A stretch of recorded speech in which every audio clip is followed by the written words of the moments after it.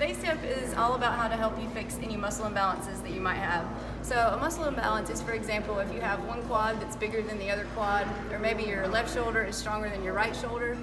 Those are muscle imbalances, and they're very common in most of us because most of us have a side that we use more often throughout the day, so it's our dominant side. It's important to fix this because muscle imbalances can cause chronic pain and can also lead to injury. So one thing that you can do is incorporate unilateral training into your workout program, and all that means is just training one side of your body separate from the other. So for example, instead of doing barbell curls, you could use dumbbells and train one side at a time. You would want to start with your weaker side, and however many reps you can get on the weaker side, you match that on the strong side.